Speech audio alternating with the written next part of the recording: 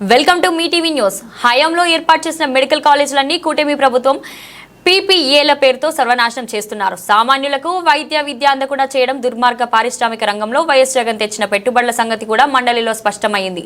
ఆడుదాం ఆంధ్ర గురించి ఆరోపణలు చేసిన కూటమి నేతలు మండలిలో ప్రశ్నిస్తే మాత్రం అవినీతి జరగలేదని సమాచారం ఇచ్చారు. అంబటి రాంబాబు గారు, గుంటూరు జిల్లా వైఎస్ఆర్సీపీ అధ్యక్షులు. మేము ఏర్పాటు చేసినటువంటి జగన్మోహన్ రెడ్డి గారి కాలంలో ఏర్పాటు చేసినటువంటి మెడికల్ కాలేజీలన్నింటినీ కూడా పీపీఏ పేరుతో వాటిని సర్వనాశనం చేసి సామాన్య ప్రజలకు అందుబాటు లేకుండా చేయాలనేటువంటి ప్రయత్నం చేయటం చాలా దురదృష్టకరం. ఇది దుర్మార్గమైనటువంటి విషయం, పేద ప్రజానీకానికి నష్టం చేసేటువంటి అంశమని కూడా ఈ సందర్భంగా నేను చెబుతున్నాను. అది శాసనసభ ముఖంగానే వారు అంగీకరించారని కూడా ఈ విషయాన్ని నేను చెప్పదలుచుకున్నాను. ఇక పెట్టుబడుల విషయానికి వస్తే జగన్మోహన్ రెడ్డి గారు చాలా కంపెనీలని బయటికి పంపించేశాడు. పెట్టుబడులు పెట్టాలంటే భయపడుతున్నారు. జగన్మోహన్ రెడ్డి గారి ప్రభుత్వం మళ్ళీ తిరిగి వస్తుందా అని అడుగుతున్నారంట. లోకేష్ గారు చెప్పాడు, ఏమండి జగన్మోహన్ రెడ్డి గారి ప్రభుత్వం మళ్ళా తిరిగి రాదని గ్యారంటీ ఇస్తారా, అప్పుడు మేము పెట్టుబడి పెడతాం అంటారంట. అంటే వాళ్ళకి అర్థమైపోయింది ఈ ప్రభుత్వం ఉండదని. మళ్ళా చంద్రబాబు నాయుడు గారి ప్రభుత్వం పోయి, కూటమి ప్రభుత్వం పోయి జగన్మోహన్ రెడ్డి గారి ప్రభుత్వం వస్తుందేమో అనేటువంటి ఎక్స్ప్రెషన్స్ వారు చేస్తున్నారనే విషయాన్ని మనం ఇక్కడ తీసుకోవాలని కూడా మనవి చేస్తున్నాం. నేను మనవి చేస్తున్నా, జగన్మోహన్ రెడ్డి గారు ముఖ్యమంత్రిగా ఉన్నప్పుడు 5 సంవత్సరాలు పరిపాలన చేసినప్పుడు విశాఖలో గ్లోబల్ సమ్మిట్ గాని, దావోసులో పెట్టుబడుల ఒప్పందాలు గాని, అనేక ప్రముఖ సంస్థలు రాష్ట్రంలో పెట్టుబడులు పెట్టాయి. గ్రీన్ ఎనర్జీలో దేశానికే ఆదర్శంగా ఏపీ ప్రభుత్వం నిలబడింది అంటే జగన్మోహన్ రెడ్డి గారి 5 సంవత్సరాల పరిపాలనలో గ్రీన్ ఎనర్జీ మీద ఆయన పెట్టిన దృష్టి, పెట్టుబడుల మీద ఆయన పెట్టిన దృష్టి, దావోస్ లో ఆయన చేసినటువంటి ఒప్పందాలు అనేది చాలా చక్కగా ఈ శాసనసభ సందర్భంగా అర్థమైందని కూడా ఈ సందర్భంగా నేను చెప్తూ ఉన్నాను.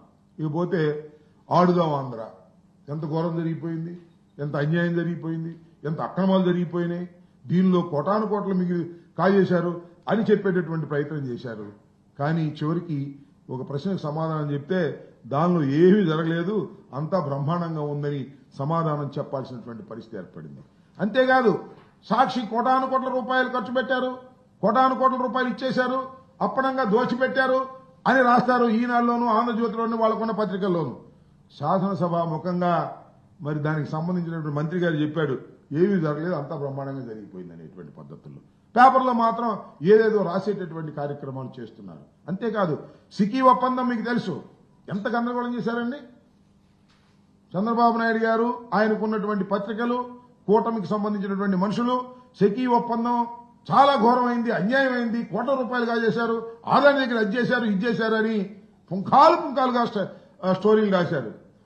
₹2.49 సికీ ఒప్పందాన్ని చేసుకుని దాంట్లో ట్రాన్స్మిషన్ ఛార్జెస్ కూడా లేకపోవటం వల్ల ఇది చాలా అద్భుతమైనటువంటిది అని అనేక సందర్భాల్లో చెప్పారు.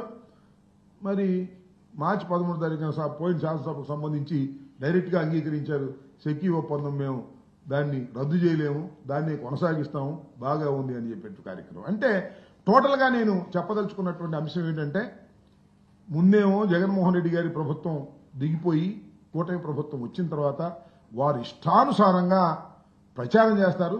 శాసనసభ ముఖంగానేమో వాస్తవాలన్నీ కూడా వెల్లడించక తప్పని పరిస్థితుల్లో కొన్ని వాస్తవాలను వెల్లడిస్తున్నారు. చివరికి శాసనసభ ముఖంగా కూడా ముందేమో 14 లక్షల కోట్లు అన్నారు, తర్వాత 6 లక్షల చిల్లర కోట్లని ఒప్పుకోక తప్పనటువంటి పరిస్థితి.